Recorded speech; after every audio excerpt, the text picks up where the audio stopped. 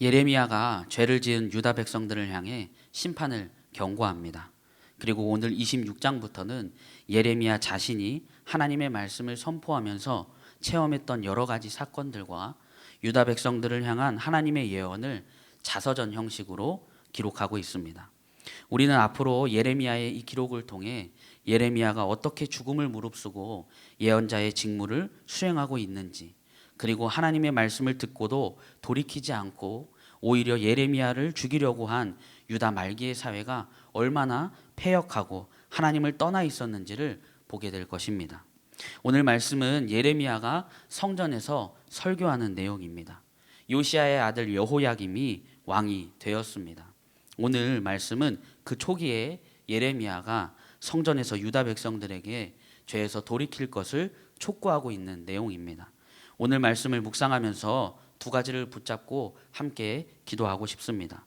첫 번째로 날마다 주시는 주님의 말씀에 따라 순종하며 살아가게 해주십시오. 이렇게 첫 번째로 붙잡고 기도하고 싶습니다.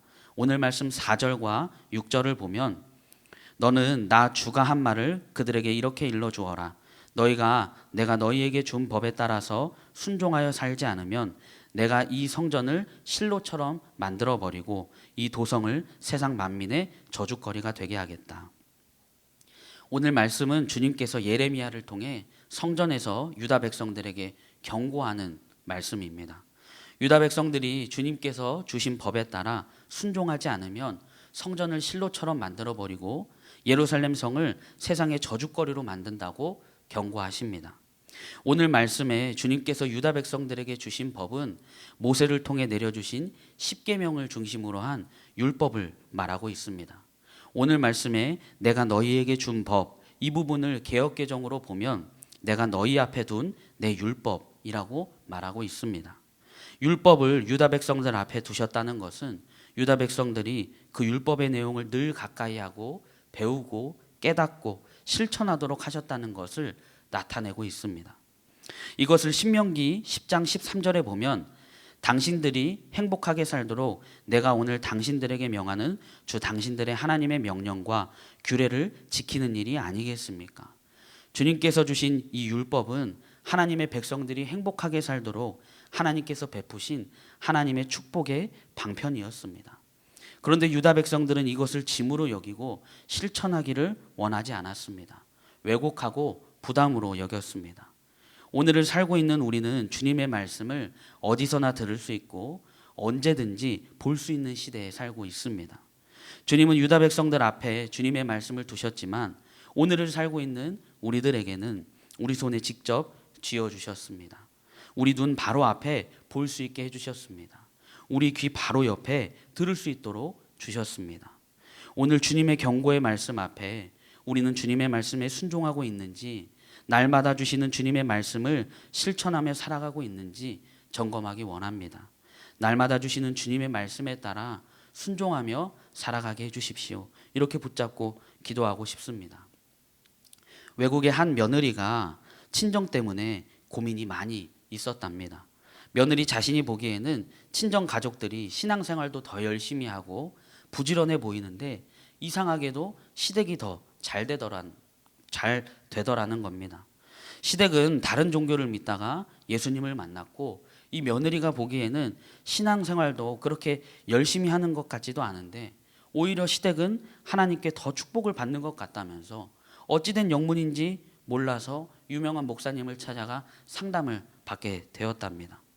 그런데 목사님이 이야기를 쭉 듣고 이렇게 말했다고 합니다. 제가 직접 보지는 못하고 이야기로만 시댁과 친정의 상황을 들었습니다. 이야기를 들었을 때 이런 생각이 들었습니다. 아마도 시댁 식구들은 누군가가 자기들에게 잘못을 했을 때 그 사람을 빨리 용서하고 하나님께서 이게 아니다 하시면 빠르게 태도를 바꾸는 것 같습니다. 반면에 친정 식구들은 신앙생활을 열심히 하시지만 무언가 마음에 미움이 있고 어려움이 있을 때 그것을 빨리 풀어버리지 못하고 하나님의 말씀이 들려올 때도 자세를 빨리 바꾸지 않는 것 같습니다. 이 말을 들은 며느리는 목사님의 말씀이 맞다고 고백하는 이야기를 들은 적이 있습니다. 성경에서는 무릇 지킬 만한 것보다 먼저 너희의 마음을 지키라고 말씀하셨습니다. 열심히 신앙생활하는 것도 하나님께서 기뻐하시고 귀하게 보시고 중요한 일입니다. 하지만 더 중요한 것은 순종하려는 마음입니다. 순종입니다. 사울 왕은 다 진멸시키라는 주님의 말씀을 듣지 않고 제사를 드리기 위해 소를 죽이지 않고 데려왔습니다. 이에 하나님은 순종이 제사보다 낫다고 말씀하셨습니다. 유다의 16대 왕 요시야는 성전을 수리하던 중에 그동안 사라졌던 율법책을 발견하게 됩니다. 그리고 그 내용을 읽은 후에 자기 옷을 찢으면서 자기 민족의 죄악에 대해 통곡하고 회개했습니다. 이것은 그동안 유다 백성들이 율법으로부터 얼마나 멀리 떠났는지 보여주고 있습니다. 또한 율법의 말씀과 철저하게 분리된 삶을 살았는지를 보여주고 있습니다. 왜냐하면 요시야 왕 때 율법의 말씀을 우연히 발견하기까지 유다 백성들은 율법의 내용에 대해 전혀 무지하고 있었다는 것을 우리는 성경을 통해 알 수 있습니다. 그럼 발견했으니까 이제부터라도 유다 백성들은 이렇게 발견된 하나님의 말씀을 잘 지키고 그 말씀에 순종해야 했습니다. 그런데 또다시 율법의 말씀을 버리고 죄악의 길을 갔던 것을 보게 됩니다. 이에 주님께서는 요시야의 아들 여호야김이 왕이 될 때 예레미야를 통해 유다 백성들이 계속해서 율법을 어기고 죄에 빠져 죄를 짓고 산다면 성전을 실로처럼 만들어버리고 성을 치욕거리, 저주거리로 만든다고 오늘 말씀에 말씀하고 계십니다. 오늘을 살고 있는 우리에게 주님께서 너희 유다 백성들이 한 것 봐라. 너희도 내 말에 순종하지 않으면 너희 예수님의 사람들 교회 무너뜨려 버리고 너희가 사는 동네를 치욕거리로 만들 거야. 이렇게 말씀하시는 것은 아닙니다. 하나님의 백성인 유다 백성들이 하나님의 경고에도 하나님의 끊임없는 말씀에도 돌이키지 않고 반복해서 죄의 길로 가고 결국 멸망에 이른 것처럼 오늘을 살고 있는 우리는 이 모습을 보면서 우리의 모습을 점검하기 원하신다 붙잡게 됩니다. 날마다 새벽 기도를 통해 주님의 말씀을 나누고 있습니다.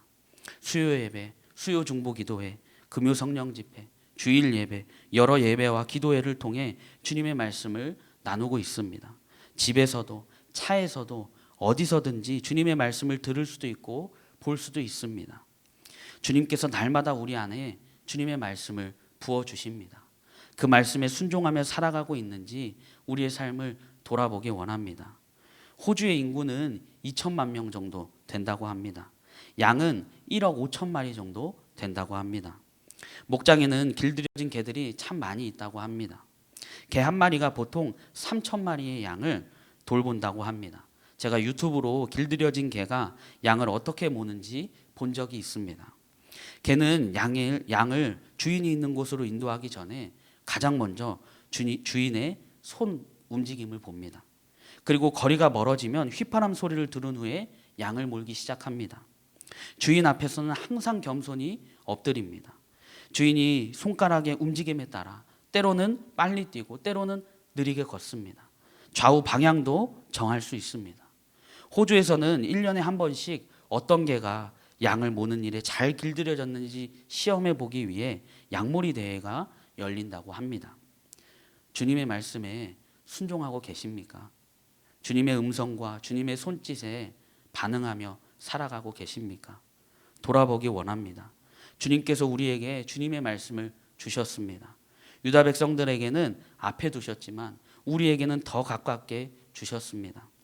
날마다 주시는 주님의 말씀에 순종하며 살아가게 해주십시오. 이렇게 첫 번째로 붙잡고 기도하기 원합니다. 두 번째로 우리의 귀를 열어 주님의 말씀을 듣게 해주십시오. 이렇게 두 번째로 붙잡고 기도하고 싶습니다. 오늘 말씀 5절부터 6절을 보면 내가 거듭하여 보내고 너희에게 서둘러서 보낸 내 종 예언자들의 말을 너희가 듣지 않으면 내가 이 성전을 실로처럼 만들어버리고 이 도성을 세상 만민의 저주거리가 되게 하겠다.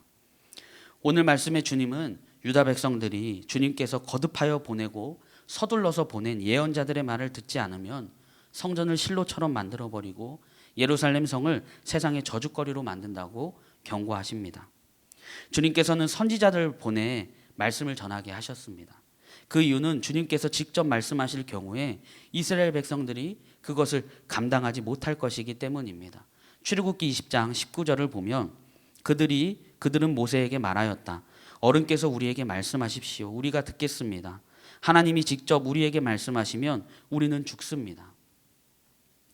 그래서 주님께서는 모세 때부터 계속해서 주님의 말씀을 선포하는 선지자들을 세우시고 주님께서 택하신 백성들에게 보내셔서 주님의 말씀을 선포하게 하셨습니다. 주님께서 보내시고 세우신 이 선지자들은 주님께서 부여하신 권위로 백성들에게 나아갔습니다.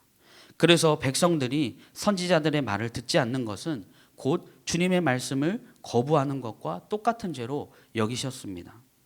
유다 백성들은 유다 마지막 때에 활동했던 우리가 지금 나누고 있는 예레미야를 배척했습니다. 유다 백성들을 오늘 성전에서 주님의 말씀을 선포하는 예레미야의 말을 듣지 않았습니다. 오늘 살펴보진 않았지만 오늘 말씀 뒤에 보면 이 성전 설교가 끝난 뒤에 백성들은 예레미야에게 사형 선고를 내리자고 말합니다. 주님께서 거듭하여 보내시고 서둘러서 보내신 예언자, 선지자들의 말을 듣지 않는 유다 백성들은 앞으로 일어나게 될 일이지만 주님의 말씀대로 바벨론에 의해 멸망하게 됩니다.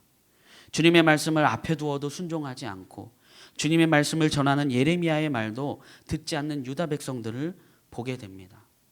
오늘을 살고 있는 우리들도 주님의 말씀을 듣고 행하고 있는지 점검하기 원합니다.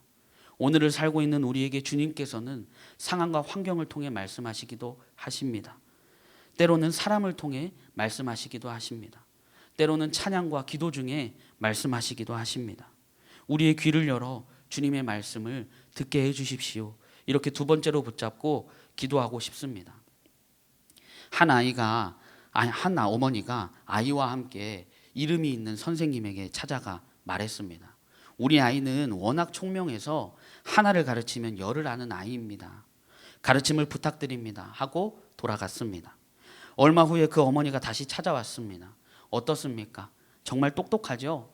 그때 선생님은 아이의 어머니에게 이렇게 말했습니다. 아이가 말씀하신 대로 하나를 가르치면 열을 아는 아이입니다. 그런데 문제가 있습니다. 가장 기본이 되는 하나를 모른다는 것입니다. 예수님의 일행이 예루살렘 근처 베다니에 이르러 날이 저물었습니다. 그곳에 마르다라는 여인이 예수님의 일행을 맞이하여 그곳에서 하루를 묵게 되었습니다. 저녁 준비에 마르다는 분주했습니다. 그런데 그의 여동생 마리아는 저녁 준비를 하지 않고 예수님 발 옆에 앉아서 주님의 말씀을 듣고 있었습니다. 마르다가 참지 못해서 불평의 소리를 합니다. 주님, 제 동생이 저에게만 일을 맡기고 있는데 가만히 있으십니까? 마리아더러 저 좀 도우라고 일러주십시오. 그러나 예수님께서는 마르다야 마르다야 하고 화난 그를 두 번씩이나 다정하게 부르시면서 이렇게 말씀하셨습니다. 너는 많은 일에 마음을 쓰며 걱정하지만 실제로 중요한 것은 한 가지이다. 마리아는 그 많은 것들 중에 참 좋은 몫을 택하였다. 그것을 빼앗아서는 안 된다라고 오히려 마리아를 칭찬해 주셨습니다. 주님을 섬기고 주님을 기쁘시게 하는 일도 중요하고 놓쳐서는 안 되는 일입니다. 하지만 주님의 말씀을 듣는 것이 가장 우선되어야 한다는 것을 붙잡게 됩니다. 오늘 말씀은 유다 백성들이 주님의 말씀에 끝까지 순종하지 않고 듣지 않고 악한 길에서 떠나지 않으면 예루살렘 성전을 과거 실로처럼 완전히 멸망시켜 세상 사람들의 저주거리가 되게 하실 것이라는 주님의 최후 통첩입니다. 실로는 예루살렘 성전을 짓기 전에 가나안에 입성한 이스라엘 백성들이 실로에 회막을 세웠습니다. 그곳에는 언약궤가 있던 곳이었습니다. 이 실로에 세운 회막은 사사시대 엘리 제사장이 이스라엘 사사로 있을 때까지 이스라엘 종교의 중심이었습니다. 하지만 이스라엘 백성들이 점점 나태해지고 방탕한 삶을 살고 엘리 제사장들의 아들들이 실로에서 드리는 예배를 거룩하게 지키지 않자 주님은 블레셋의 침공으로 실로에 있는 회막을 파괴하십니다. 그리고 이 실로는 다시 건축되었지만 또다시 파괴되고 말았습니다.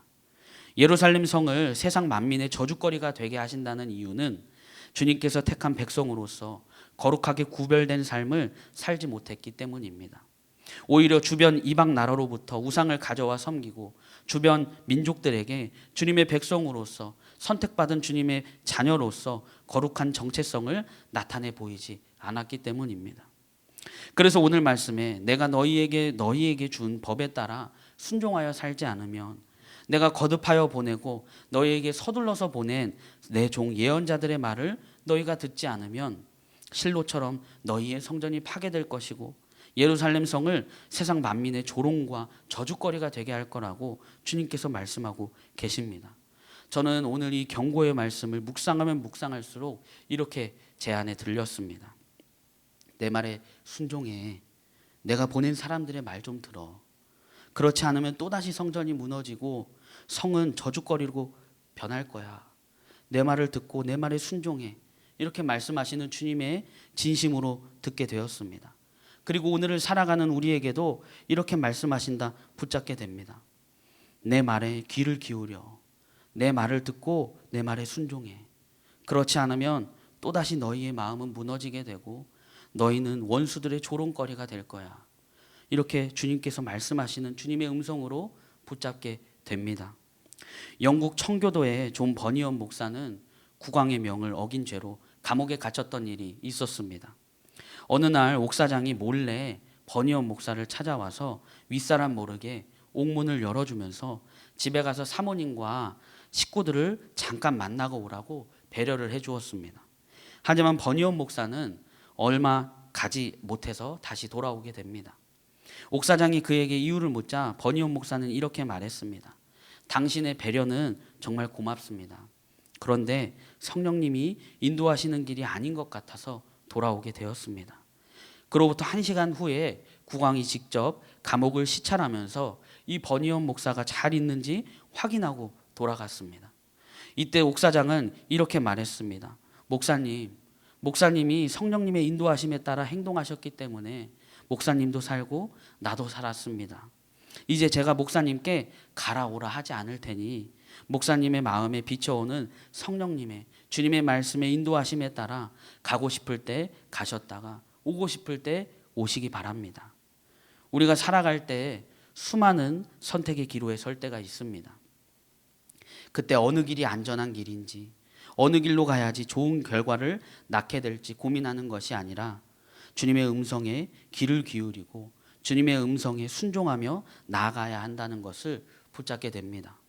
주님께서 유다 백성들에게 거듭 선지자를 보내시고 서둘러서 선지자들을 보내 말씀을 전하게 하신 것은 유다 백성들을 사랑하시고 죄의 길에서 빨리 돌이켜 주님의 백성들이 살게 되기를 바라시는 주님의 진심이라고 붙잡게 됩니다.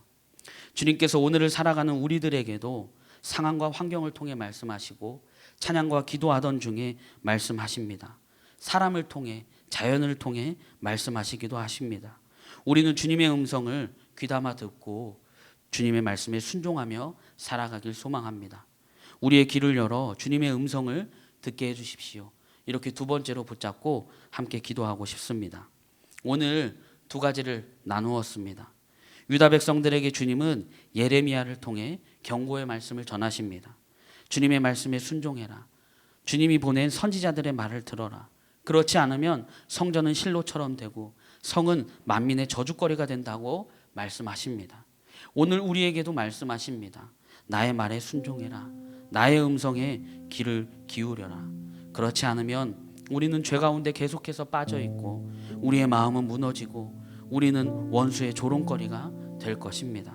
이것을 붙잡고 두 번 나눠서 기도하고 싶습니다. 첫째, 날마다 주시는 주님의 말씀에 순종하게 해주십시오. 주님께서는 유다 백성들 앞에 주님의 말씀을 두셨습니다. 하지만 유다 백성들은 이것을 짐으로 여기고 실천하지 않았습니다. 왜곡하고 부담으로 여겼습니다. 오늘을 살아가는 우리에게 주님은 날마다 우리 안에 주님의 말씀을 부어주십니다. 우리는 그 말씀을 짐으로 여기지 않고 왜곡하여 듣지 않고 주님의 말씀에 순종하게 해주십시오. 날마다 주시는 주님의 말씀에 순종하며 살아가게 해주십시오. 이렇게 붙잡고 함께 기도하겠습니다. 하나님 감사합니다.